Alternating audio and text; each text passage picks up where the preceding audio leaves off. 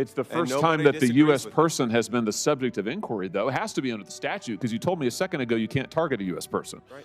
It's got to be purely incidental. And the statute also says you can't target a foreign person for the purpose of getting information on a U.S. person through the back door. So it therefore follows that when you go to query the database later, query a U.S. person in the database, that's the first time the U.S. person is the subject of the inquiry. And my question to you is, that looks an awful lot like a search and seizure for a Fourth Amendment purposes. Why shouldn't we say, yeah, okay, that's a Fourth Amendment event.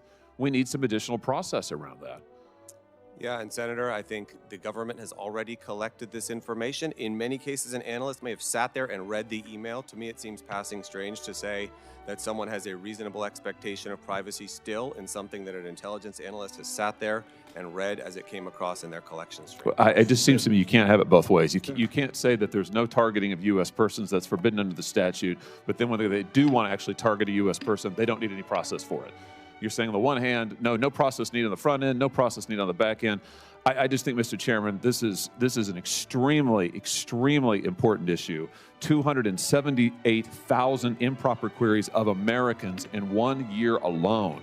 The idea that we would renew 702 without some sort of reforms to protect U.S. citizens, I think is just totally irresponsible.